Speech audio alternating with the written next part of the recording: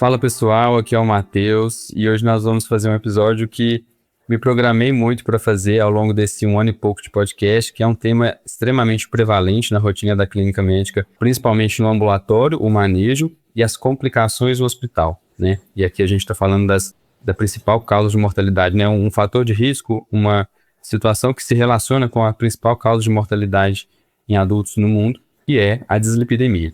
Para falar sobre dislipidemia, escolhi um momento oportuno, que a gente acabou, né, no último final de semana, acabou de acontecer o congresso da ACC, saíram algumas novidades a respeito do tema, alguns estudos interessantes que reforçam alguns conceitos já existentes. E para conversar com a gente, quem vai participar é o Dr. André Zimmermann. Dr. André Zimmermann é clínico e cardiologista, pesquisador em dislipidemia e também em outros temas da cardiologia. Se apresente e seja muito bem-vindo, estamos muito felizes em receber o senhor aqui.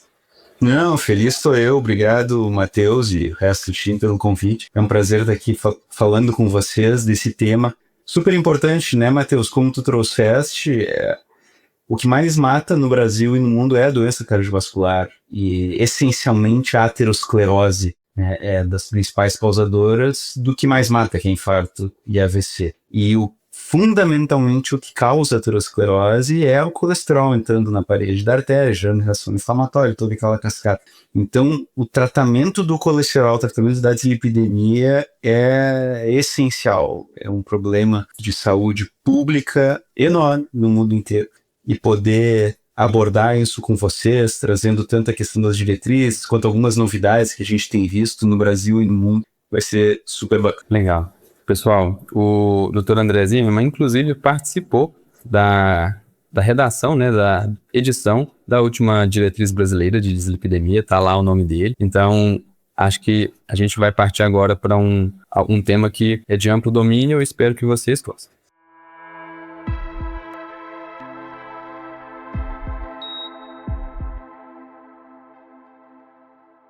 Primeira coisa que eu gostaria de falar, doutor, é a respeito da classificação de risco. Recentemente, nessa última diretriz, no final de 2025, foi recomendada, assim, na mesma linha do que já vinha sendo recomendado pela literatura americana, a utilização do Prevent Score. O Prevent Score, ele vem numa linha de pensamento, né, de avaliar 10 e 30 anos de risco, né, e isso conversa com o que tem sido estudado nos últimos anos sobre carga cumulativa de LDL, né, exposição a essa carga cumulativa de LDL, e o conceito de lifetime risk, quando se trata de aterosclerose, de eventos cardiovasculares. Explica pra gente um pouco, para o nosso ouvinte, do que se trata essa carga cumulativa de LDL, esse conceito de lifetime risk, e como que isso se transporta na aplicação dessa nova escala, e como que isso muda o nosso entendimento. Perfeito, Matheus. Tem várias coisas bacanas para a gente discutir aqui, desde lifetime risk, risco cumulativo, até a questão específica do Score Prevent. Deixa eu começar com o primeiro. Por muito tempo, nós pensamos e tratamos o colesterol LDL naquele horizonte de risco de 10 anos. A gente olhava o paciente, tentava estimar o risco dessa pessoa ter um evento em 10 anos, e com base nisso nós determinávamos a intensidade da terapia. Mas esse é um modelo que é fundamentalmente incorreto, ou no mínimo delicado. Por quê? Se tu pega um paciente de 20 anos de idade fumando, tu não vai dizer assim, olha, seu Marcelo, seu risco de ter um câncer de pulmão nos próximos 10 anos é muito baixo, tu pode continuar fumando por enquanto, e aí quando tiver 50 anos a gente conversa. Porque o meu objetivo não é prevenir um evento, no caso um câncer de pulmão, nos próximos 10 anos. É prevenir um evento ao longo da vida inteira do paciente. E com colesterol é a mesma coisa. Então essa ideia de pegar um paciente com colesterol super alto e dizer assim, não, você é jovem, não vai ter um infarto nos próximos 10 anos, pode continuar com colesterol alto, é uma perspectiva que não ajuda o paciente a longo prazo. Nosso objetivo é prevenir o infarto com 50, 60, 70, 80 anos de idade. Prevenir o infarto, prevenir o AVC, prevenir eventos. Não só olhando para esse horizonte curto. Então a questão do risco cumulativo é entendendo que a aterosclerose é uma doença que progride, se acumula ao longo de décadas, é identificar cedo o fator de risco, identificar cedo o colesterol alto e não deixar chegar num ponto de ter muita placa e de se colocar em risco para um evento aterosclerótico. Então, cada vez mais, a gente não fala em risco só de 5, 10 anos. A gente fala em risco ao longo da vida inteira.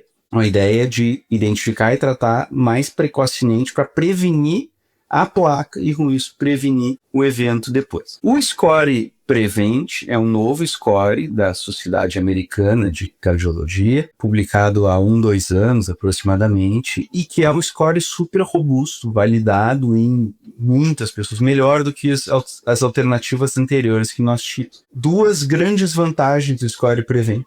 Uma é que ele olha além do desfecho aterosclerótico, ele olha para eventos cardiovasculares de modo geral, então incluindo insuficiência cardíaca, por exemplo. E outra grande vantagem do Score Prevent é que ele não olha só para o risco em 10 anos, ele também olha para o risco em 30 anos, com todas as limitações que isso tem de estimativa. Óbvio que tem que lembrar que isso é uma estimativa, mas nos dá uma ideia de risco a longo prazo, que é super útil na conversa com o paciente. Eu, com muita frequência, atendo pacientes na faixa dos 40 anos de idade, em que o risco de curto prazo é baixíssimo. Risco de ter um infarto, um AVC em 5 ou 10 anos é baixíssimo. Mas olhando nesse tipo de escala, nós vemos que o risco de 30 anos é super alto. Então essas são as pessoas que nós queremos identificar precocemente e tratar os fatores de risco para evitar o aparecimento e a progressão da aterosclerose. Legal, doutor. Para que fique mais, na cabeça do ouvinte, eu recomendo um texto de Ferenc Braunwald, que foi publicado em 2024, que foi um dos textos que foi publicado na Nature Cardiology, que explanou, todo esse tema de carga cumulativa de LDL. E o racional por trás é porque faz muito sentido quando a gente pensa no racional biológico, fisiopatológico. Se a gente consegue prevenir antes, a gente vai evitar desfechos naqueles pacientes a longo prazo, que quando a gente consegue agir com mais assertividade, Essa revisão é muito bacana, foi liderada pelo Brian Ferencz, está no Nature Reviews Cardiology, eu recomendo também, é muito bem escrita. O conceito não era novo quando foi publicado, já tinha umas coisas nesse sentido, mas ele faz um apanhado bem bacana da literatura, trazendo essa questão da carga cumulativa de exposição a LDL mesmo, e como isso se traduz em eventos cardiovasculares depois. Então, reforço a recomendação. Fica gráfica a imagem quando eu pessoalmente tenho uma memória muito gráfica, assim, visual. Então, ver aqueles gráficos, daquelas randomizações mendelianas que eles descrevem, aqueles pacientes, passa a fazer sentido para mim e passa a ser um dado que a gente pode até mostrar para os pacientes, quando a gente vai tomar uma decisão. Se a gente está falando de abordar um paciente, como o senhor comentou, de 40 anos, que eu vou ter que propor para ele uma terapêutica que pode ser que ele tome para o resto da vida, faz sentido que ele tenha a visualização do efeito, um efeito provável, porque não é um ensaio clínico randomizado, não é um estudo que mostra isso, mas é mais a diferença dos valores nos exames mesmo que esses pacientes geneticamente determinados apresentaram, Doutor, e falando sobre o Prevent, algumas pessoas podem questionar, Imagino que, se não foi uma dúvida que já levaram para você, pode ser que ainda apareça, Eu queria discutir com o senhor sobre a representatividade da população brasileira na aplicação de um score como esse, um score validado na população americana, o estudo que validou o Prevent,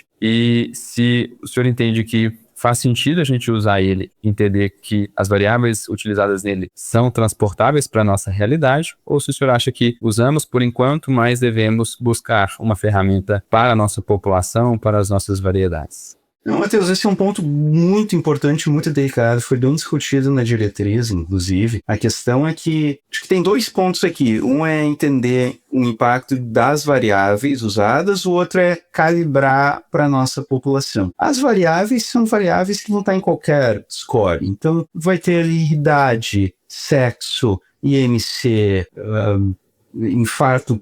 O Prevent não tem infarto prévio, mas sim, tem creatinina, tem glicada em alguns casos, tem história familiar, cigarro, diabetes, são fatores de risco clássicos. Então, as calculadoras todas elas tendem a ter mais ou menos as mesmas variáveis. Se pegar uma calculadora ou outra, o scoring não costuma dar muito diferente de uma para outra. A grande questão aqui é calibração para o nosso risco para a nossa população. Então, dentro dos scores, os americanos, os europeus, frequentemente eles têm até um campo para botar região, local, área geográfica, entendendo que algumas áreas, uma pessoa com os mesmos fatores de risco, mas que é nascido numa capital, uma área urbana, tem uma boa renda, tem um risco menor do que aquela pessoa local rural, com pouco acesso. Então, a gente entende dado o mesmo fator de risco, a condição socioeconômica, a área geográfica, isso impacta. Então, isso se corrige calibrando o modelo e fazendo um ajuste para isso. O que vai ser importante são estudos no Brasil para fazer esse tipo de calibração, entendendo aqui, na nossa população, se eu pegar esse score Prevent, e o Prevent vai me dizer que é 3% em 10 anos. Mas aqui, será que é 3? Será que é 2? Será que é 5? Será que eu consigo calibrar melhor para a nossa população? Não acho que a solução seja criar um novo score de risco aqui, porque o Prevent foi feito em dezenas de coortes, muitos pacientes, então é um modelo realmente robusto. A minha principal sugestão seria trabalhar na calibração aqui para a nossa população. Mas, de novo, lembrando, todos esses scores de risco e são estimativas. Então, a gente tem que levar isso em conta. A gente tenta ser cada vez mais preciso, porque quanto maior é o risco, mais agressivo eu vou crescer na minha terapia, mas em última instância ele é uma estimativa relativamente grosseira do que essa pessoa pode apresentar ou não. Para o paciente individual, a gente até acaba não usando tanto score de risco, porque a gente consegue fazer isso de forma mais refinada, vendo a aterosclerose subclínica, por exemplo, vendo a progressão daquela pessoa, então outras coisas que a gente consegue refinar até mesmo além do score de risco, para conseguir ter uma ideia, uma estimativa do risco dessa pessoa a curto, médio e longo prazo, e a partir daí definir intensidade de terapia. Legal, doutor. E já partindo um pouco para esse refino, né? Indo além do que o score pode nos dizer, a nossa diretriz e as diretrizes internacionais também menciona a dosagem de outros tipos, né, de lípides, né? A gente está falando da ApoB e a LPAzinha, né? Eu acho engraçado esse tema LPAzinha, né? E eu queria que o senhor comentasse a respeito dos momentos, né, da situação, quem é o paciente que a gente vai buscar dosar esses dois tipos de colesterol, de lípides, né? E aí já adicionando esse ponto que o senhor mencionou, em quem nós vamos buscar aterosclerose subclínica. Bom, então vamos lá. ApoB, LPA e atero subclínica. Começando com a ApoB. A ApoB é a proteína que enrola as lipoproteínas aterogênicas. Então, uma partícula de LDL tem uma ApoB. VLDL tem uma ApoB. IDL tem a ApoB. Por que a ApoB é útil? Porque tem uma por partícula aterogênica. HDL não tem ApoB, por exemplo, porque não é aterogênico. LPAzinho tem ApoB. Então tem uma ApoB para cada partícula. Então se eu meço a ApoB, eu tenho uma estimativa do número de partículas. O número de partículas é um marcador melhor do que a concentração de colesterol dentro da partícula de LDL, que é o que a gente mede quando a gente mede o LDL no sangue. Então o número de partículas é um marcador melhor. Na prática, Matheus, não muda muito medir ApoB ou medir LDL. Por quê? Usualmente, 90% das partículas aterogênicas que circulam no nosso sangue são LDL. Então, se eu meço o colesterol LDL e eu meço a ApoB, eles quase sempre são concordantes. Quando que eles vão ser discordantes? E aí é mais importante medir a ApoB para ter essa estimativa mais precisa. Em situações em que eu tenho muitas partículas aterogênicas que não são LDL, são VLDL, por exemplo. Essas partículas são ricas em triglicerídeo. Então são aquelas pessoas com triglicerídeo alto, acima de 150, principalmente acima de 300. Síndrome metabólica, diabetes, hipertrigliceridemia não especificada, resistência à insulina. Esse perfil de paciente é que costuma ter mais triglicerídeo, costuma ter mais VLDL. E aí, se eu só olho para o LDL colesterol, eu posso estar subestimando o risco. Então, esse é o perfil em que medir a ApoB vale a pena. Regra de bolso, se triglicerídeo está abaixo de 150, quase nunca vai fazer diferença medir a ApoB. Se está acima disso, pode fazer diferença, principalmente se a pessoa está perto do limiar de tratamento e eu quero usar a ApoB para diferenciar se trata ou não. Mas o ApoB, lembrando, é uma meta secundária. Primeiro, ver se o LDL está no alvo, ver se o não HDL está no alvo, e aí só então a gente dá uma olhada na ApoB. Nós deixamos isso na diretriz brasileira e agora a diretriz americana saiu há umas 2 semanas, ratificando com uma sugestão super parecida com a nossa. Lipoproteína A é outra história. LPAzinho, né, o em inglês LP little a, que é um L, um V e um A entre parênteses, é como se fosse um LDL modificado. Ele é um LDL, mas tem uma ligação covalente com um rabinho inflamatório chamado apolipoproteína Azinho, e que torna essa lipoproteína mais aterogênica do que o LDL. Ela é mais inflamatória. Qual é a boa notícia?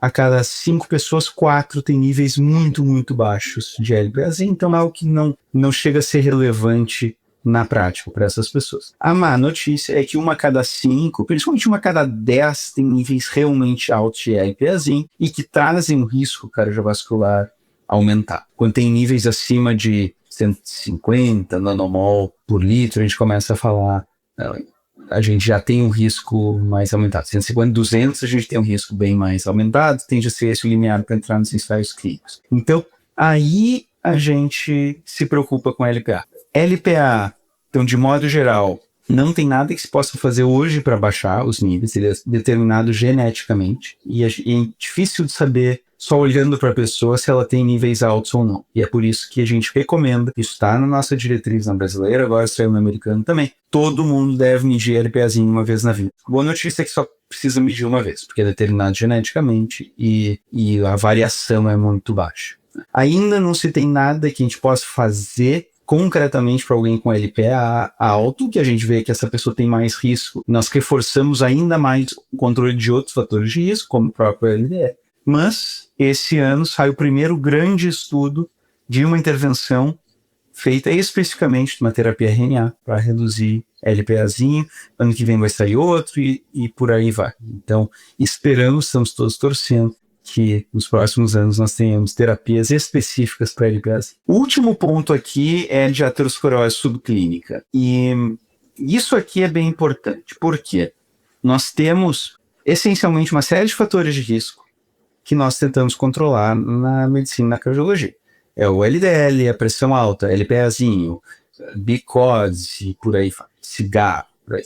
Na outra ponta, a gente tem os eventos que nós queremos prevenir, o infarto, o AVC, por exemplo. Mas existe um mediador aqui no meio que é a aterosclerose. Muito dificilmente uma pessoa que tem todos esses fatores de risco, mas não tem placa, essa pessoa dificilmente vai desenvolver um evento a curto prazo. Do contrário, uma pessoa que não tem quase nenhum fator de risco, mas está cheia de placas, seja por algum fator genético, alguma outra coisa que a gente não sabe, essa pessoa, mesmo tendo pouco fator de risco, se ela tem muita placa, ela tem mais chance de ter evento. Então a placa é um marcador precoce do risco cardiovascular. E por isso, principalmente para quem tem mais de 40 anos, 50 anos, a gente tem recomendado fortemente buscar ativamente se essa pessoa tem placa ou não. Seja com score de cálcio, seja ecografia de carótidas femorais, angiotomografia, mas realmente procurar a placa, a doença, buscar a aterosclerose. Isso vai nos indicar muito bem qual é o risco daquela pessoa a curto prazo e nos dá uma noção melhor de intensidade de tratamento. Mas isso só vale para quem tem mais idade, Matheus. Uma pessoa de 20 anos de idade, por exemplo, ela pode fumar, ter pressão sistólica de 200, um LDL de 240, e é possível que ela não tenha placa ainda, porque ela é muito jovem. Então a gente tem que entender, de novo, que nós não estamos tratando um risco de curto prazo, nós estamos tentando ajudar essa pessoa para a vida inteira. Para essa pessoa buscar a aterosclerose subclínica não de conduta. Mas para meia idade é uma ótima via de estimar risco e tratamento. Entendi, doutor.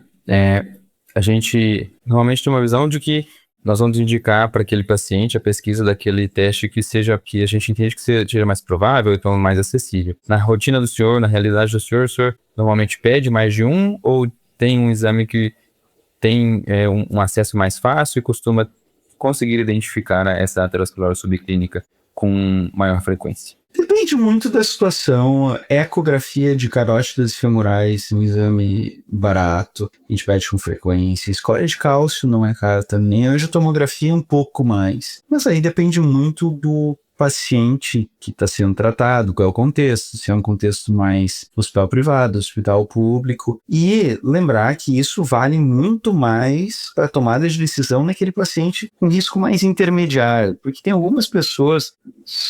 Se tu viesse no meu consultório, Matheus, com todos os fatores de risco muito bem controlados, não teria nem por que medir a aterosclerose subclínica, porque tem todos os fatores de risco controlados e é uma pessoa jovem. Do contrário, se tu viesse no meu consultório com LDL de 250, medir a aterosclerose subclínica também não ia mudar minha conduta, porque tem que tratar para diminuir risco futuro. Se eu tô vendo um idoso de 84 anos de idade, como vi semana passada, queria saber se tinha que fazer um exame de score de cálcio, também não muda a minha conduta, porque para essa pessoa eu já conseguiria ter uma noção boa de tratamento ou não, com base em outras coisas. Então, o exame, de modo geral, em medicina, tem que ser pedido se ele vai me ajudar a estimar risco ou mudar a conduta. Então, a átero subclínica, ela costuma ser ideal naquelas pessoas que nós temos dúvida de alvo de tratamento, se vale a pena tratar ou não, se eu quero quantificar melhor, mas acaba sendo muito gente que está mais em cima do risco mais intermediário.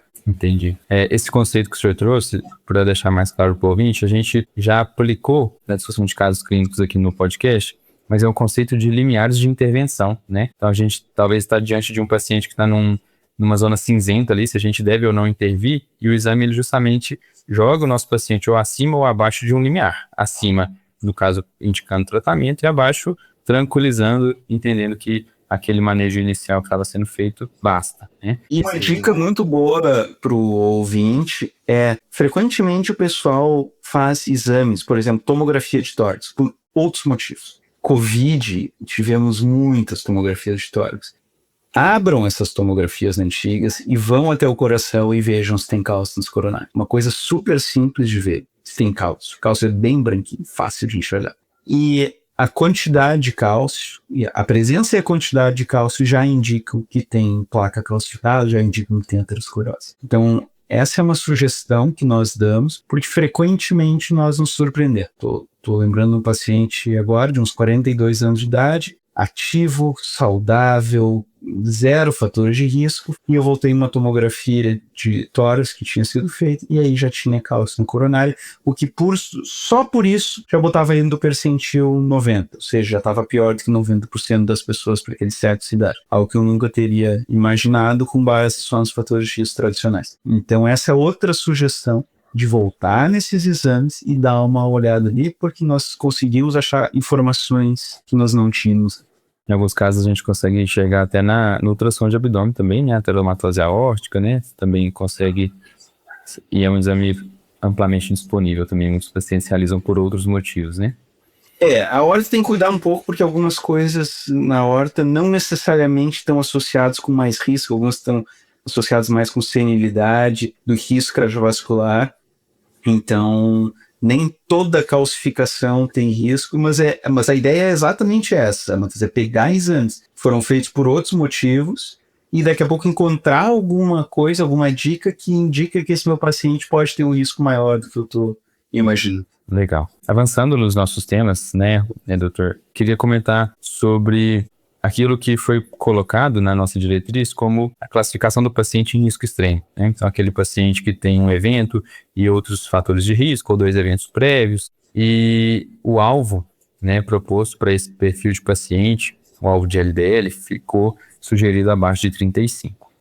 O descritivo, né, da indicação pela nossa diretriz brasileira foi baseado no estudo do evolocumab, que mostrou uma redução gradual de eventos quando o paciente reduzia também gradualmente os níveis de colesterol. Então foram vistos que aqueles pacientes comparando, né, 70, 50, 30, 35, nesse estudo, que foi um estudo de avaliação do evolocumab como prevenção secundária, né, em pacientes com terapia para redução de LDL, encontrou esse benefício possível de uma redução mais importante, né, para abaixo de 35. Eu entendo fazer total sentido esse racional, né? Se a gente está falando de uma doença com alta mortalidade, que é a doença aterosclerótica e suas complicações, mas trago uma dúvida pessoal e um questionamento até metodológico, assim, e acredito que o senhor vai conseguir elucidar, porque para mim é muito claro que quando a gente tira um paciente de 110, de 100, de 90, para 35, a gente está tendo uma redução que é muito possível que demonstre esse efeito sugerido. Mas aqui, eu acho que vai ser um outro cenário, que eu acho que vai ser uma dúvida muito interessante e rotineira. A gente está diante de um paciente que já tem 2 infartos, é esse paciente de extremo risco. Eu admito ele ao hospital e ele, no segundo evento, ele volta para mim no consultório, no ambulatório, e ele está com, vamos supor, com um LDL de 56, de 50. Já está com, vamos supor, rosuvastatina, ezetimibe em doses otimizadas. adequou a dieta e tudo mais. Alguns meses já após esse segundo evento, chega para mim com esse LDL com uma terapia otimizada. E aí é meu questionamento. O evolocumab, para tirar um paciente de 50 para 35, reduziria ali 20, 15 das unidades de LDL dele. Como que o senhor enxerga isso do ponto de vista de benefício clínico e do ponto de vista de custo-efetividade, né? Porque a gente está falando de uma droga cara nesse momento. É uma pergunta muito boa e que não existe uma resposta hoje, Matheus. Os estudos com esses inibidores de PCSK9, que essa classe de medicações, como o evolocumab, erilocumab, Viziran, foram feitas todas em pacientes com LDL acima de 70 ou acima de 90. Então a gente já tem cenário em pacientes com evento prévio, como o estudo Fourier, esse que tu mencionaste, foi de 90 para 30 de mediana de LDL, mostrou redução de infarto, AVC, morte cardiovascular. Teve estudo agora, o estudo VCLA-CV, foi um estudo em pacientes de alto risco com aterosclerose ou diabetes de alto risco, sem evento prévio, em que evolocumab também reduziu eventos cardiovasculares e até um P significativo para morte por todas as causas. Mas nesse estudo, o LDL chegou a 45. A questão que tu traz, esse paciente já está com 56 de LDL, se vale a pena dar um inibidor PCSK9 ou não. E o evolocumab, nesse cenário, o evolocumab reduz em torno de 60% os níveis de LDL, então ele baixaria de 55 para em torno de 20. Se isso reduz evento cardiovascular ou não, nós não testamos ainda.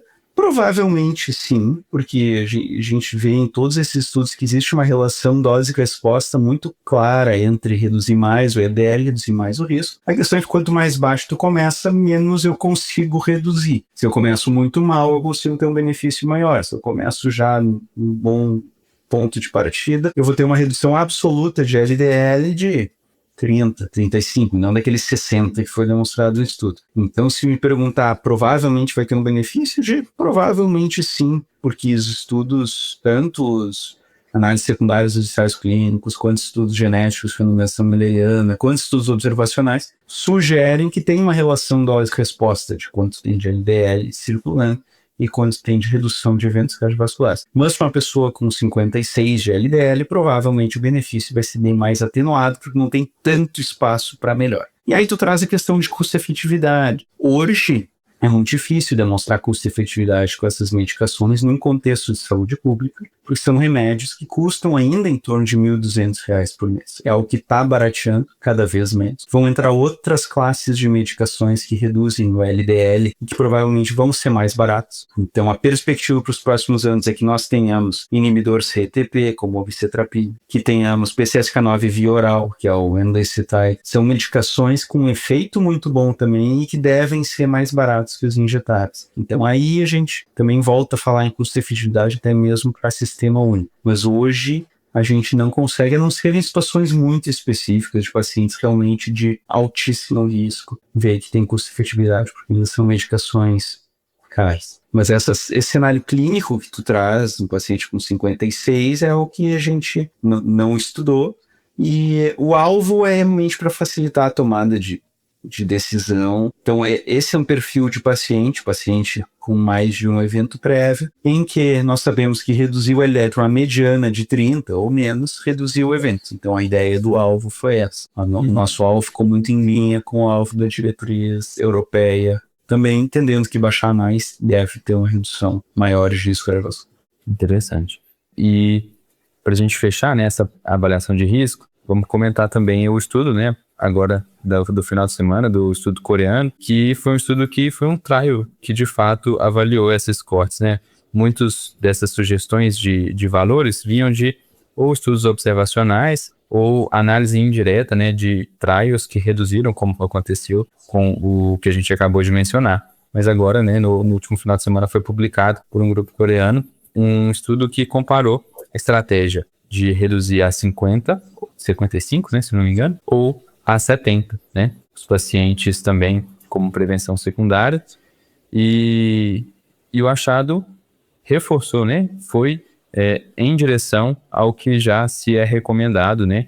Mas dessa vez com um formato, né? Uma metodologia que reforça, né? Ainda mais a recomendação, né, doutor?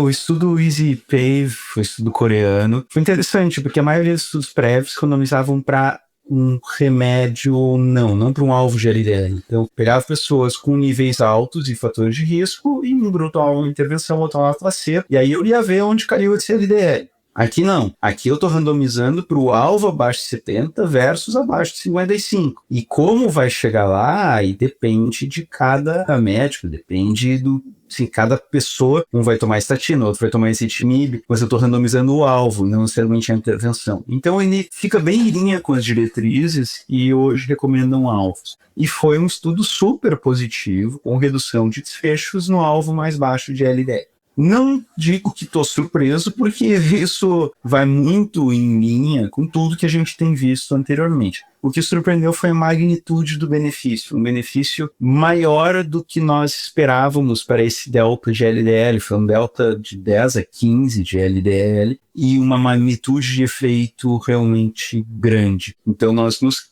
questionamos por que foi tão melhor. Assim, se foi uma coisa da população coreana, se teve alguma outra co-intervenção de estilo de vida, se teve alguma coisa que justificasse tão melhor. Agora, não surpreende em nada o fato de a meta mais baixa ter sido melhor do que a meta mais alta, porque isso vai ao encontro de todas as evidências que nós tínhamos já até o momento. E só reforça a importância de, em pessoas já com aterosclerose, ser mais agressivo, baixar mais o colesterol LDL. As diretrizes americanas e europeias falam em menor que 55, a nossa brasileira é menor que 50, já desde a outra diretriz, no final dos anos 2010, nós já trazíamos essa meta mais agressiva até do que as internacionais. Legal. Até conversando com um colega sobre esse estudo, né? Eu conversei com ele nesse último final de semana, assim, quando o estudo saiu, das coisas que ele levantou como uma possibilidade para justificar essa dimensão de efeito, foi o fato de ser um estudo aberto e houve uma certa desproporção na frequência dos desfechos avaliados e a indicação de revascularização, por ser uma variável do desfecho que depende de julgamento clínico, foi uma das que mais aconteceu. Agora, provavelmente, né, não sei, quem julgou e quem indicou não estava envolvido na análise do estudo, né? Não sei se o estudo ser aberto impactou diretamente na escolha do hemodinamicista, do cardiologista que indicou a revascularização no paciente.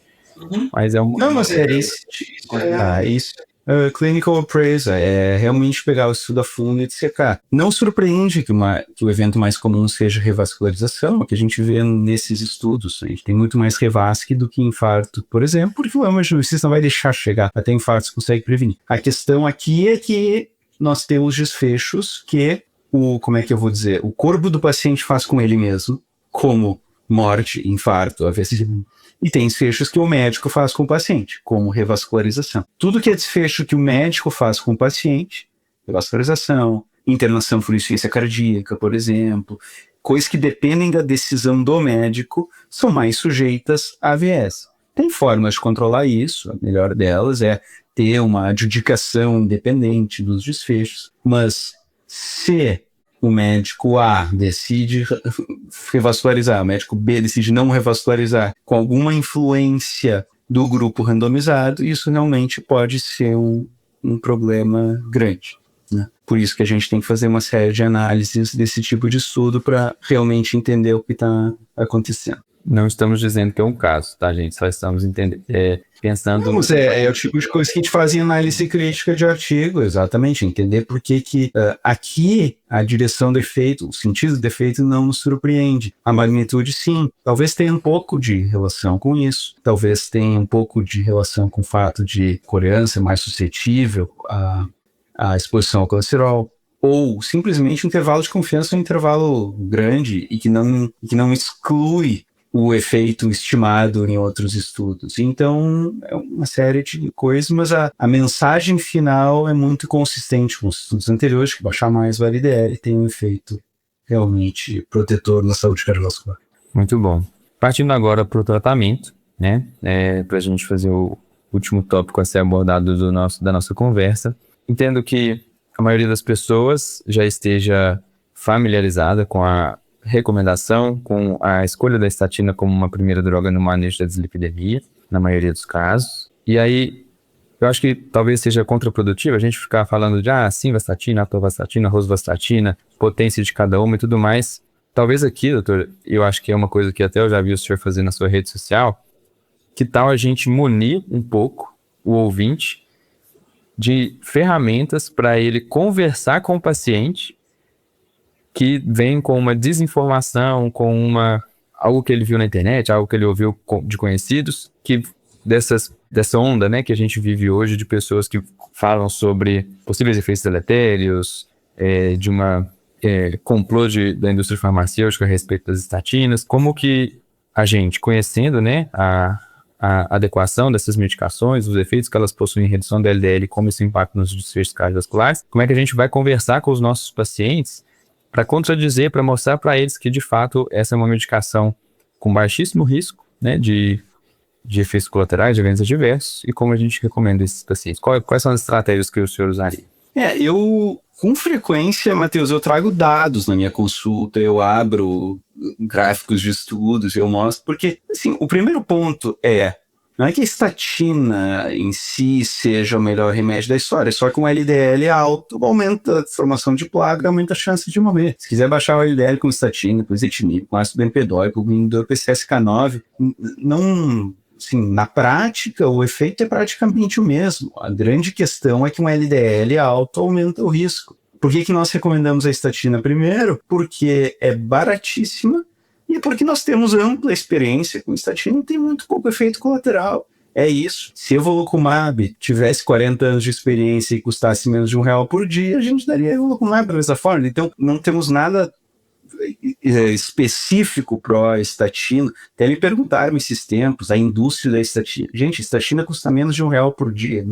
Não tem ninguém mais fazendo propaganda para estatina. Estatina, ela é realmente a primeira recomendação porque é o que mais tem evidência. Então, eu frequentemente trago isso em consulta e se tem um que outro paciente que diz que não quer estatina, mas topa as outras, tudo bem. O mais importante é realmente reduzir o LDL. Esse é o mais importante. O que a gente tem de evidência com a estatina? Desde o estudo 4S, década de 90, redução de mortalidade por todas as causas, diminui infarto, diminui AVC isquêmico, diminui morte cardiovascular, não aumenta a chance de demência. O que tem de efeito colateral da estatina verdadeiro? Aumenta um pouquinho a hemoglobina glicada, em torno de 0,1%, o que para pessoas que já estão quase com diabetes, pode deixar a pessoa com diabetes. Aí dizem, mas aumenta a chance de diabetes, tudo bem, mas para a pessoa com diabetes, maior risco de óbito cardiovascular, então o diabético tem indicação de tomar estatina. Então, sim, em última instância é um argumento circular, porque tem diabetes, o risco cardiovascular, e a estatina protege contra isso. Pode aumentar a transaminase, geralmente sem relevância clínica. Então, esses são efeitos que realmente existem, mas tendem a ser, na maioria das vezes, muito pequenos em relação ao grande efeito que é te proteger de ter um infarto, proteger de ter um AVC. Agora, outras coisas que às vezes nós vemos na rede social, causa demência, causa câncer, isso foi tudo realmente por água abaixo. Tem estudos em dezenas, centenas de milhares de pessoas comprovando que isso não é o caso. O maior efeito colateral de tomar estatina é prevenir evento cardiovascular. Legal. E aí o momento de associar ezetimiba, como é que você pensa nessa segunda vez? Tem duas formas de fazer isso, mas o melhor é ver a partir do alvo. Qual é o meu alvo, onde que eu quero chegar? Eu decido isso com o paciente, eu entendo qual é o risco dele e decido um alvo. Entendendo que eu tenho que chegar, digamos, de 120 para 70, aí eu posso ou ir com uma estatina de alta intensidade, ou ir com uma estatina moderada mais ezetimiba, ou tento a estatina de alta depois associo ezetimiba, uma série de formas de chegar. Hoje, cada vez mais, nós temos associado a estatina moderada com ezetimiba. Entendendo que a estatina moderada tem bem pouco efeito colateral. Então, até dor muscular, por exemplo, que é algo que com frequência nós vemos na estatina de alta intensidade, a de moderada é bem menos frequente. E ezetimiba, que é um remédio com virtualmente nenhum efeito colateral. Então essa associação já reduz 65% de colesterol. É algo que frequentemente a gente já começa de largada. Rosuvastatina com ezetimiba, por exemplo. E a partir daí é muito baseado no alvo onde nós queremos chegar e a intensidade do tratamento que vai ser necessário para chegar nesse alvo. Legal, doutor. E aí, opções alternativas, né? Nós já temos, como o senhor comentou, o Evolucumab no mercado por volta de R$ 1.200 por mês, com uma redução importante, né, dos valores de colesterol. E se ventila aí, né? Outras possibilidades, o senhor comentou, o inibidor de PCSK9 oral, o Inclisiran, né? Que também é uma outra alternativa. E eu queria que o senhor comentasse agora, para a gente finalizar, sobre essas outras opções, como tem sido a aplicação delas na sua rotina e desse um panorama para nós, para mim, para nossa equipe, para quem estiver ouvindo, ficar de olho no que vem por aí, né? O senhor mencionou do final do ano, a gente vai ter aí provavelmente novidades com a LPAzinha, com temas direcionados a ela, né, no caso, e o que a gente pode esperar? Eu tenho usado muito essas outras medicações. Então, estatina e ezetimibe é o dia a dia do consultório. Ácido bempedoico, cada vez mais, para quem não consegue chegar no alvo com estatina e ezetimibe, ou tem alguma intolerância à estatina. É um remédio que não tem um super efeito, mas ele é bem mais em conta, bem mais barato. Então, tenho usado bastante. Inclisiran e evolocumab, menos é para quem realmente tem que reduzir em 50%, 60% os níveis e que tem condições de comprar, ou em casos muito excepcionais a gente consegue autorização de plano ou alguma coisa do tipo.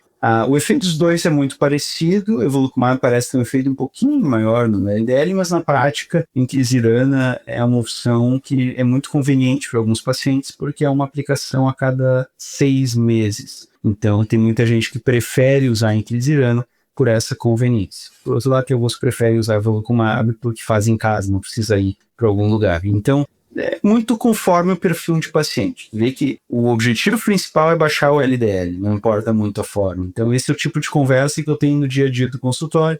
Uma opção, outra opção, vantagem, desvantagem, e a gente acaba tomando uma decisão em conjunto. Sobre o que vem por aí, então a gente tem falado muito em risco residual. Baixei o LDL, e agora? O que são os grandes drivers de risco nesses pacientes? Risco metabólico, que a gente está atuando agora com os análogos de GLP-1. Risco inflamatório, colchicina, e agora tem alguns novos chegando, inibidor de interleucina 6, como o siltivequimab. Então é um grande estudo que vem por aí, tem estudo Zeus, estudo Artemis com essas medicações anti-inflamatórias. Estudo de LPAzinho, o primeiro estudo chamado LPA Horizon com pelacarsen deve sair ainda esse ano, depois vai ter o Oceana Outcomes com o Paziram, depois vai ter o Epodiziram, o Valaprim, uma série de medicações reduzindo LPAzinho, e aí vamos ver se isso se traduz em redução de desfecho clínico. Um outro eixo de físico residual, lipoproteínas ricas em triglicerídeos, como o VLDL, a gente fala em colesterol remanescente. Tivemos agora um balde de água fria, nesse último final de semana, no Congresso Americano, publicamos uma análise secundária do estudo Essence com o olezarsen, reduzimos um montão de triglicerídeo, não afetou a LDL, então realmente foi uma oportunidade para ver se reduzir o triglicerídeo sem afetar a LDL diminuiria a placa e não vimos redução de placa. Tem uma série de limitantes aqui, pode ser que o segmento foi curto, a variabilidade da medida foi alta, mas foi um balde de água fria, a gente estava querendo ver se tinha algum tipo de redução de placa, porque isso poderia se traduzir em uma nova alternativa para esses pacientes. Então nós vamos ver se essa linha do risco residual do triglicerídeo vai seguir para estudos maiores ou não. Mas então são várias coisas que estão vindo por aí. PCSK9 oral, Oral Outcomes Trial, deve sair de desfecho ali para 2029 aproximadamente. Então, bastante coisa bacana no pipeline da dislipidemia para a gente tentar realmente reduzir o risco, diminuir o colesterol e prevenir formação de placa, e como nós falamos no início, a aterosclerose, a doença cardiovascular, ainda a principal causa de morte no Brasil. Sim, muito legal. Muito, muito bom ver tanta coisa surgindo nesse cenário, né? Na doença, para controlar o principal risco, fator de risco da doença que mais mata aí no mundo, né? Então, nós aqui também estamos muito ansiosos, como clínicos, né? Não só os cardiologistas, acredito, e os pacientes também. Doutor, agradeço muito a participação. Acredito que a gente conseguiu aqui ter uma conversa de quase 50 minutos riquíssima. Exploramos pontos que o clínico lida também todos os dias, seja com o manejo, seja com a consequência. E a sua contribuição foi excelente. Acho que a gente consegue passar uma mensagem muito bacana para o ouvinte. Muito obrigado novamente. E eu que agradeço pelo convite, fico à disposição. Até mais, pessoal.